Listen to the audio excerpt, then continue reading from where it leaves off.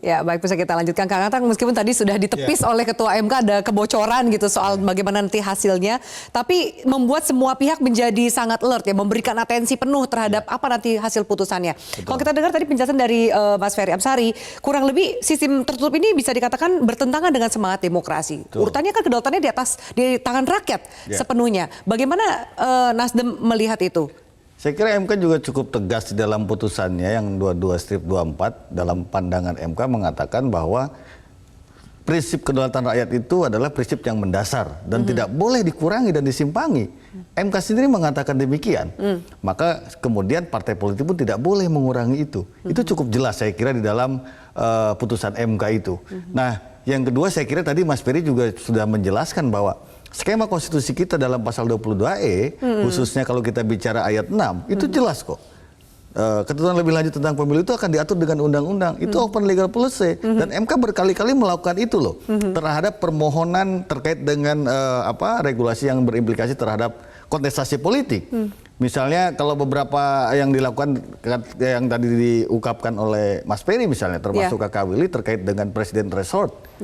Dulu ada Partai Umat, ada Mas Gatot, kemudian macam-macam Mas Yusril dan sebagainya, kan disebutnya itu open legal policy karena clear betul. Nah, Mbak Pipi, yang agak mengerikan begini, kalau saya melihat terminologi yang bersifat alternatif dalam konstitusi itu nggak boleh ditafsir. Itu sebetulnya open legal policy dan MK pernah melakukan itu loh ketika diuji undang-undang pilkada. Karena konstitusi bilang 18 ayat 4 itu pilkada dilaksanakan secara demokratis, maka makna demokratis itu bersifat alternatif, bisa langsung bisa tidak langsung, nggak boleh diuji oleh MK. Itu yang menjadi punya kewenangan adalah ya positive legislation atau lembaga pembentuk undang-undang gitu. Itu yang saya kira cukup penting kita pahami bersama, bahwa sistem pemilu itu bisa proporsional, bisa distrik, bisa proporsional juga terbuka, tertutup atau varian lain lah begitu. Sehingga ini nggak boleh. Karena kalau ditafsir oleh MK ini bahaya. Apa yang tadi saya katakan, ini proses politik ini kan dinamis, terkunci betul nanti. Nah ini saya kira, karena kita nggak tahu perkembangannya nanti seperti apa gitu. Kekhawatiran kita kalau itu diuji dan dikunci oleh MK ini menjadi sebuah turbulensi konstitusional, gitu loh. Padahal sebetulnya MK itu dia diciptakan dalam rangka menjaga konstitusi itu, guardian of constitution itu yang menjadi kekhawatiran kita bersama.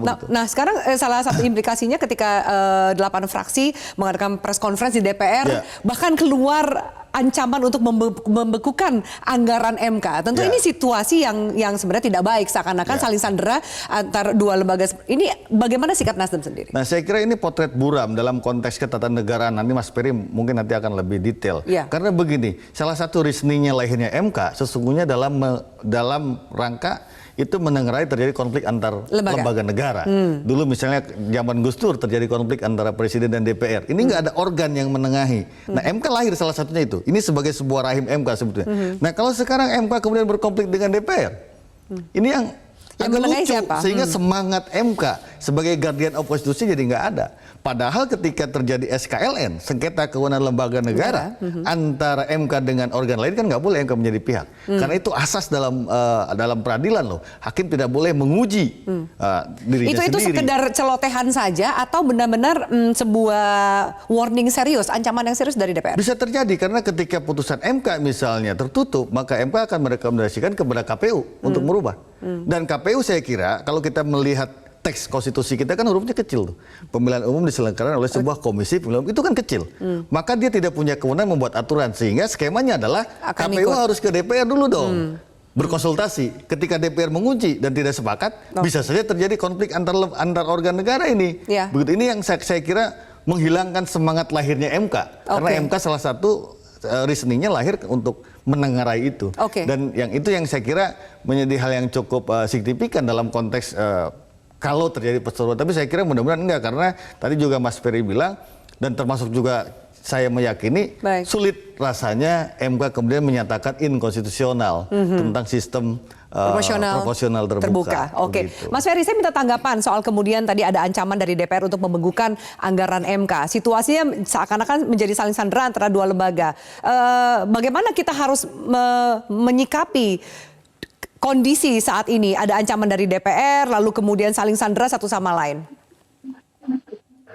Bagi saya tentu saja Mbak Ati, ini menakutkan ya, lembaga negara saling ancam, satu sama lain tidak percaya.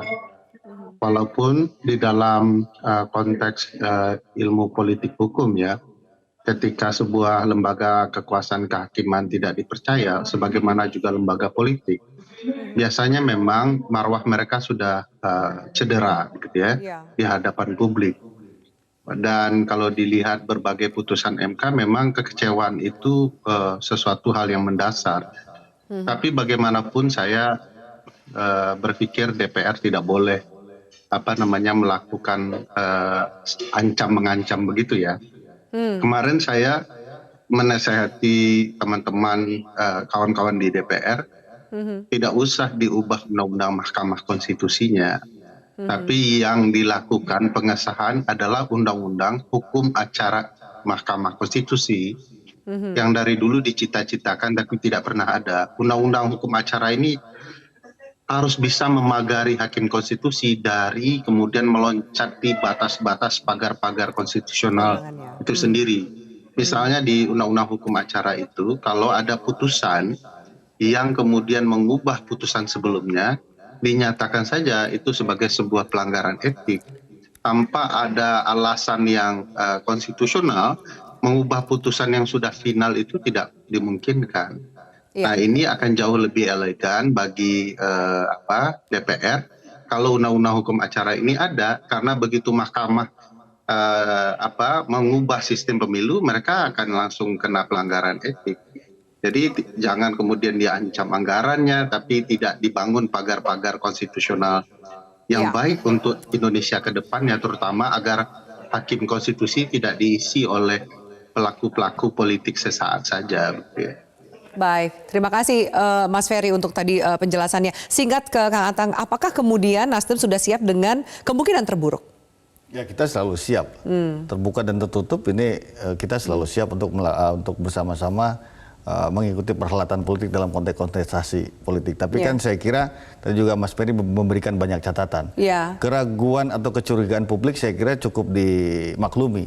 Dari awal saya kira semua bertanya-tanya tentang legal standing pemohon. Kalau misalnya pasal 22 ayat 3 dijadikan sebagai dasar untuk menguji sistem proporsional terbuka, tertutup, kan itu jelas. Peserta pemilihnya parpol.